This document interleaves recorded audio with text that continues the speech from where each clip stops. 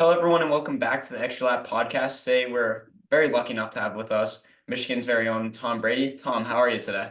I'm doing well. How are you? I'm doing great. So, Tom, you're coming off a big meet today. You ran the mile. You ran 4:01. Can you bring us through that race? Yeah, just goal going in was just to try to compete in an event I'm not used to running. Mhm. So it was set up to go like 156 through 800, 157 through 809. Sounded perfect to me as a distance guy because I'd rather go out faster and try to close off that. We didn't quite go out that fast. We went out in like 159 or two flat through 809. I was Mhm. two flat through 809. I got out really poorly. Mhm. Just not really a miler when it comes to getting out, and did a lot of like fighting with the other guys, and didn't quite go the way I wanted. Finished 401, which is a bit short of where I thought I could be, but Mhm. I think in a race like that, you just kind of try to take away the positives, which is like, despite racing stupidly because I have Mhm. no idea how to race a mile, and being dumb, like still felt pretty solid running a 401. Just like would really like to have raced that a little more intelligently, but it is what it is. Definitely. And, as like a 10K, 5K, 3K, a lot of the big distance events, that's usually your wheelhouse. So, what is it like stepping down, sharpening up with big meets coming? Yeah, it's a lot of fun. You get to like kind of see where your fitness is at, because if you're fit, then you can just kind of step into those other events without too much issue. I think it's fun when you get to roll with some of the guys you don't get to usually race with, and I think we also tried to do some work after stuff like that to kind of keep it part of like a training cycle. Mhm. So I got to pace 2K of the 3K today, and then do some tempo afterwards. And I think it's just a lot of fun to kind of experiment around with where your fitness is at and just get a good work day in, and then get ready for like the more important races ahead. Definitely. And, you said you paced 2K of a 3K race. I think the saying's always, it's very mentally taxing while pacing. So is that true? Like, you're focused Yeah, on every I split. mean, I was kind of just like, I was nervous going in. It was somehow the first time I've ever had to pay someone. Mhm. But it didn't end up being too difficult. I think for me, like I just kind of locked into that like 32-second per 400 and or per 200, and clipped off of like 417, and then like 521, 522, and like just once I knew I could handle the rhythm, I wasn't too nervous, but I was like, man, these guys are like relying on me to like not botch this. So Mhm. I really wanted to do right by them. And I think it was mentally taxing in the beginning, but once I knew I was in the rhythm, it wasn't too bad. Definitely. And, I don't want to keep bringing back to the mile, but, you go through two flat when you're supposed to be paced through 156. How are you mentally just like saying to yourself, we got to kind of wrap this back in, like, Yeah. I think for me it was not even so much like the time, it was like the amount of chaos, because when you don't exactly get out the way you intended, there can be a little bit of chaos. Guys are bunched up because everyone feels good at the pace. mhm. And kind of getting through that at 800, tried to reset my mind like, okay, got 800 to go. I can do this. It's getting a little more like normal of a race for me.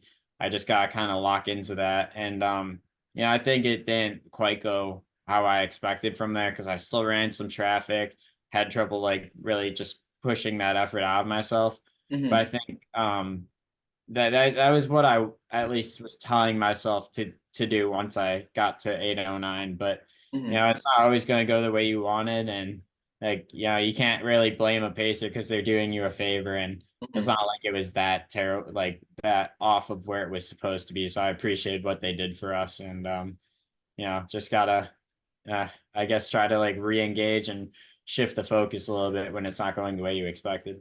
Definitely. And looking at your career, you're a senior at Michigan thus far. The progression speaks for itself. So how do you progress like even in a season, a nutty comb to NCAAs, you really put it together. So how does that progression just work? Yeah, I think it's not like fun to progress, I guess, in such a drastic way. Like going from like a place at Nuttycombe to like a better position finishing at nationals, Mhm. because you want to be like showing something in the early season meets and feeling like you're somewhere where you want to be. But I think with Coach Sullivan at Michigan, like we Mhm. really focus on how can you as you go continue to like build on your fitness and be peaking at the end of the year. And for us, it's usually a pretty drastic, like by the end of the year, you're way better than where you were at the beginning. And we were putting in a lot of like foundation work early on. And I think when you're doing that foundation work and you have faith that it's going to get you to where you want to be, that's how you can kind of get through some of the early season and not feeling like you are where you want to be, but Mhm. know that you can get to where you want to go. And for me, like I think once we got into some of the more specific work and I felt really fit, I Mhm. could kind of build on that confidence and like start to put in goals for where I would finish the season that more aligned with what I was expecting. Definitely. And I think a lot of things people do is, they know they're fit, but they're trying to like they have a lot of base. And what advice would you have to them to not hit that panic button and have faith in their ability? Yeah, I mean, like when you have base, it can carry you pretty far.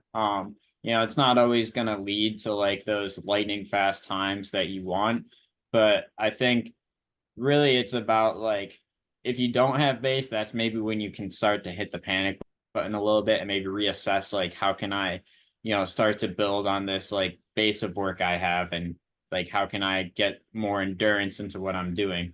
But if you're kind of in that point where like you're not necessarily racing to where you want to be, but you've put in a huge body of work. I think it's just about like finding simple pieces of evidence in like how you're training or how you're racing that kind of point to that show you that you're moving in the right direction. Like I think for me, it was like at my first race of the season, I got to 5K feeling really strong and comfortable. And then some of the race tactics after that weren't the best, but like I could look back and say, okay, I felt strong at like a good pace. And then the next race, even further, and in training, I was like running more comfortably at faster speeds than I had done before. So I think I just took it as evidence that we were moving in the right direction, even though I wasn't where I wanted to be, and just kind of putting faith into the plan. Like if we didn't have a plan, I'd be worried. But like Mhm. I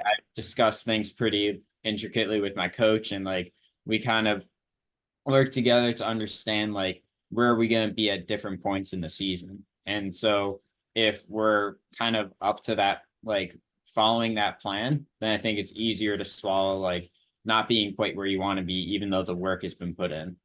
Definitely. And, as you said, you went through 5K in that example, feeling very strong. In a race like, even if it was an 8K or 10K, you do 10Ks on the track and cross. How do you maintain focus throughout that? Yeah, I think that's a very good question. For me, it's like some of the, I'd say it's like 4K to 7K is some of the hardest parts of any 10K. Hmm. Um, because that's the part where the race really starts to happen and you can get really distracted really easily. Hmm. So I try to break it up into different chunks. So, um, like taking like Nutty Comb, for example, like the Wisconsin course at like Thomas Zimmer. Um, each loop is like around a 2K. So I kind of viewed it as like, okay, first 2K, we're going to get out, find a spot. And then we get to this like open part. And that's where I can like really start to gain some spots. And then lock in for another 2K. And then the race will really start building at 5K, commit from 5 to 7K. And Hmm. then from like, 7 to 9K, you're just like, no one's really moving that much. You're just kind of, guys are like rising and falling. Hmm. And you're just trying to like almost maintain that level of effort. And then from 9 to 10, you're just kicking. And so I don't try to like turn off my brain necessarily. I just have like concrete tasks to achieve in the race, and that's how I go about it. And so it also just helps me to stay engaged because if I have something that I need to do, I know I need to set myself up so I can do it. And that like the pressure of having to do that keeps me from like slowing down or like giving up on something. Definitely. So like you see it, if I'm correct, like breaking it down, it's much easier to take in than, taking on the whole 10K at once. For sure.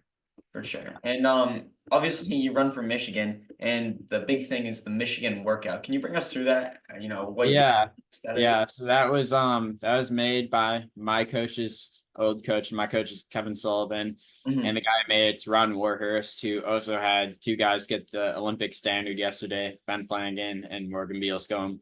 Hmm. So Ronnie made this workout as the perfect like getting you ready for like kind of cross country type 10K stuff Hmm. workout. So you start with a 1600, and usually for us that's like 420 or 424, and then you take a 2.5 minute rest, and every rest is 2.5 minutes. And then you move on to a 2K tempo. Usually it's like on the faster side of tempo. Hmm. And you do a 1200, and that's like faster than the 16, so for us that's like 312ish.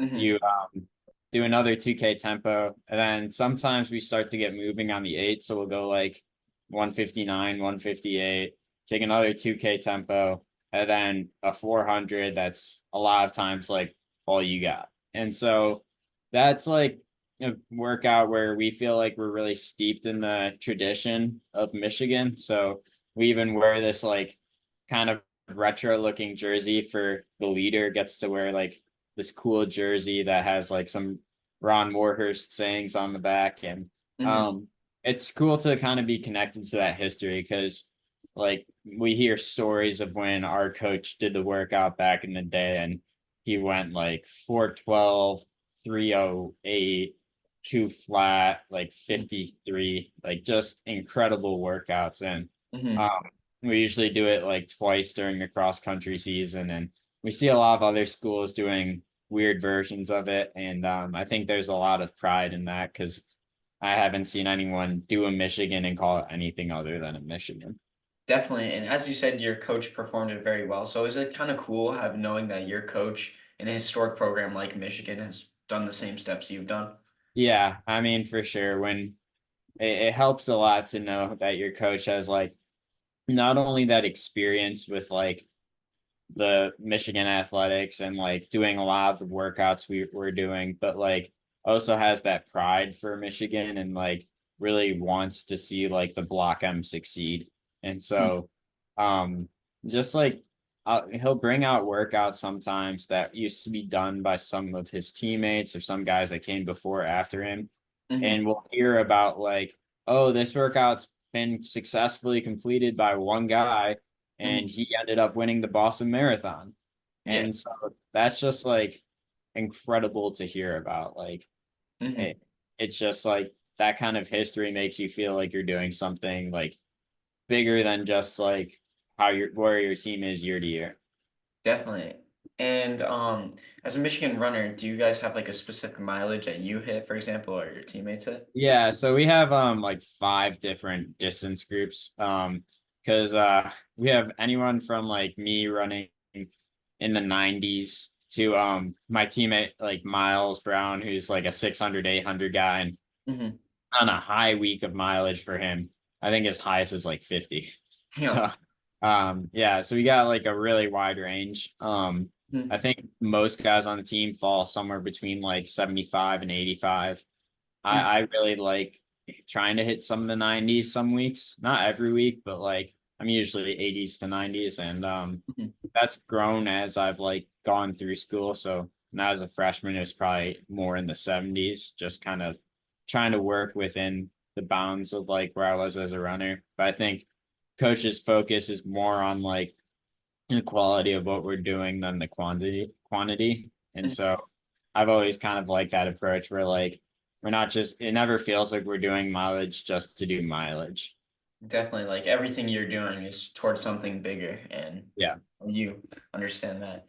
Um, I gotta ask, as a runner of your caliber, right? It's a lot of the little things. So, how do you like value these little things, or what are the little things you do to be as successful as you are? Yeah. I think it's like habits that you kind of develop as you go, and learning from like, as you're a runner, just learning some of the small things you do that can help. So I think one of those things, like I started doing like, core workout every day in high school, and I've just done that through college. And like, I don't know that actually helps me run faster, but I think it's like something that helps me with like work ethic and like trying to do something every day and Mhm, really staying on top of it. And I think interestingly for me, like, you know, I used to stretch a lot in high school, mhm, and I've managed to get my stretching time way down from where it was. And like,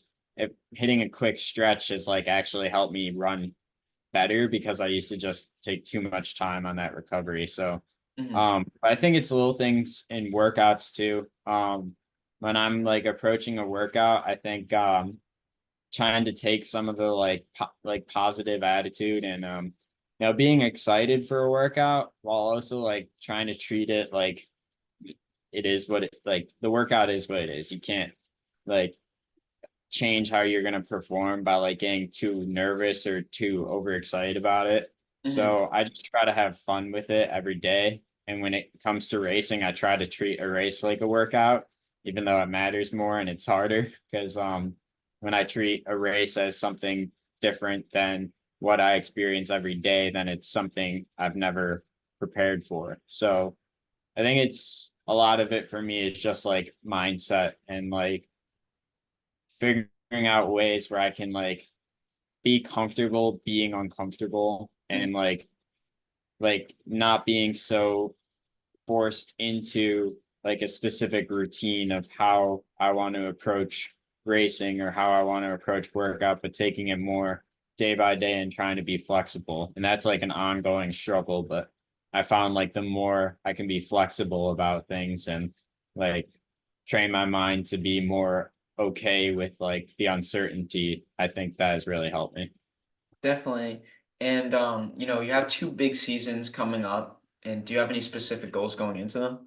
Yeah, I think for indoors, I guess, just trying to get a good 5K mark in a few weeks, run well at Big Tens, hopefully get to race at nationals and put myself in there. And for outdoors, I think I just want to like have a lot of races that I can look back and be proud of. And I mean, obviously the goal is always to make nationals and run well at Big Tens and um like compete really well at nationals. And Mhm. I think for me that would be a really good way to cap off the career is just to have make a trip and have a successful trip to Eugene.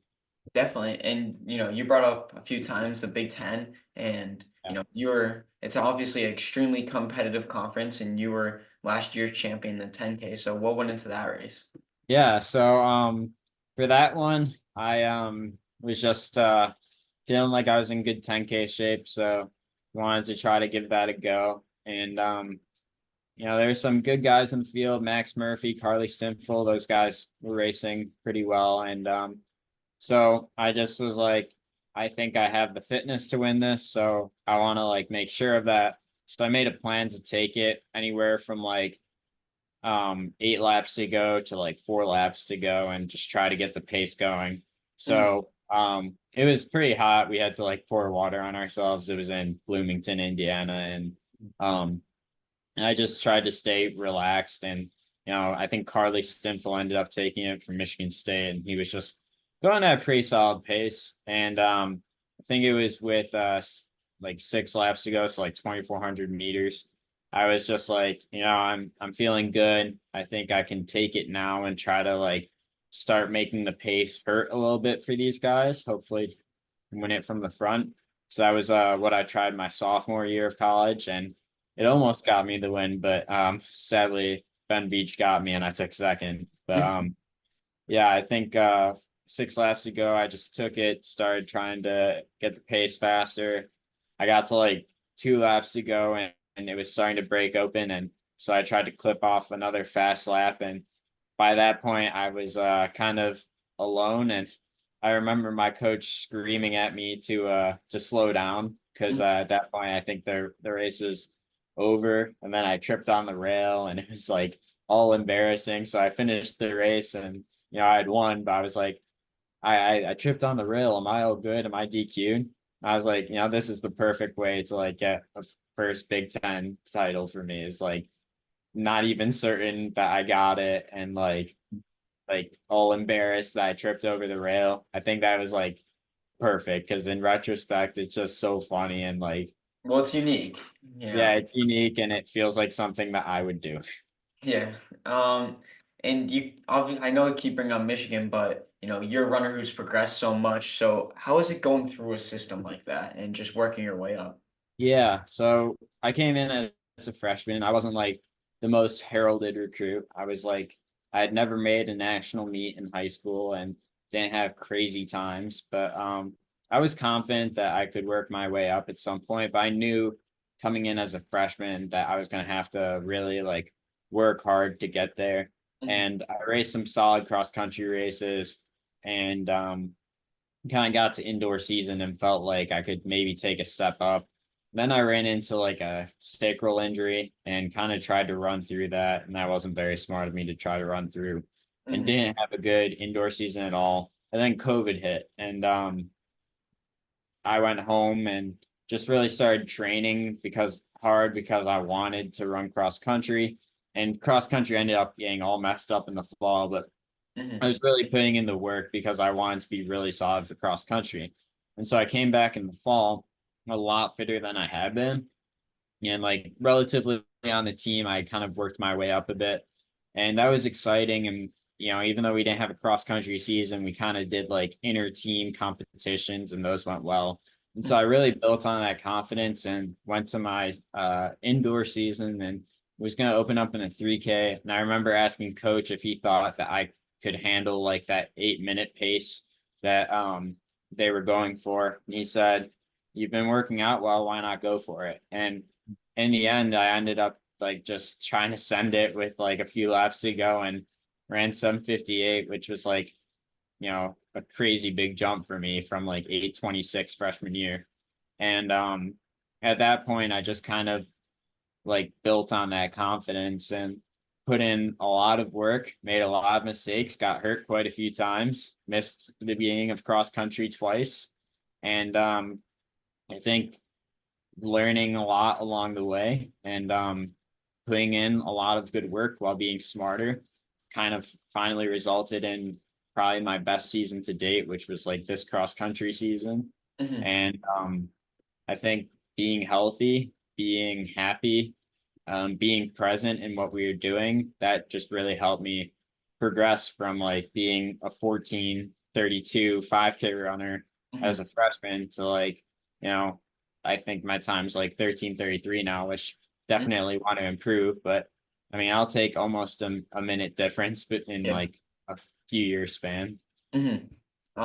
Definitely. And the last question I got for you, Tom, I'm a Yeah. guy from Massachusetts. I just got to ask, Tom Brady, how many people ask you about that? Is it kind of weird? Is it kind of cool? Yeah. I mean, I'm in Ann Arbor. Tom Brady went to Michigan, I so know. it's That's certainly something. And I run for Michigan, so I get all the time. Our social media guy even made like a Tom Brady comparison post back in the day that got a lot of traction. mhm, Um, I chose to come here despite my name. yeah. Like my dad's Tom Brady, like it was just a family name and it Mhm, wasn't because of the quarterback, but I enjoy it for the most part because I think it's funny. I don't mind people like making Tom Brady jokes or anything. mhm. The only thing that ever bothers me is if like that we're in a class where like participation points count and a professor makes a joke about my name and then they'll call on me later in the class because they think I've already spoken and I'm like all Easy. you do is make fun of my name. I haven't actually gotten to like contribute yet. And so it's pretty funny, but yeah, I mean, like he has such a big legacy here, and he's such like a legend in you know, he wasn't necessarily a legend at Michigan, but yeah, he did some cool stuff like being Alabama back in the day. But Mhm, um, I don't mind being compared to like an NFL legend like him, and like just like it's like heavy expectations sometimes because like with my name, people are like, well, if you don't run well, then you're like the Tom Brady that doesn't run well at Michigan, where like the other Tom Brady was a 7-time Super Bowl champion. Yeah. And like, I kind of enjoy like trying to like make good on the Tom Brady name and like Mhm. try to run well so I can be like, oh, Tom Brady didn't run well in the NFL. Well, I run well in college and I'm Mhm. Tom Brady, so I'm the Tom Brady that can run.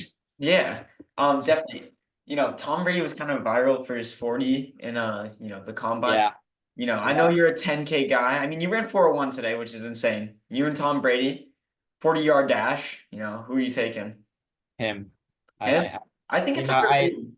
I His asked Coach Warhurst this question because Ronnie had the pleasure of trying to help Tom Brady with his speed back in the day. Mhm. And he thought it would be close, but Tom Brady's like 6'4", and Yeah. he's fitter now than he was back then when he Mhm. ran the 40 in the combine. I think he's got me because I think at that height and like in football, I think you just have to have that kind of acceleration. And I don't know if I have that kind of acceleration. I mean, we'd see. I think his 40 would be better now than it was back then, though. Although maybe too much avocado tequila now for him. So we'll see. Yeah, retirement. Well, Tom, thank you so much for hopping on, and you're a great guest. Thank Yeah. you, everyone, for watching. Till our next lap. See ya. Yeah. Thanks for having me.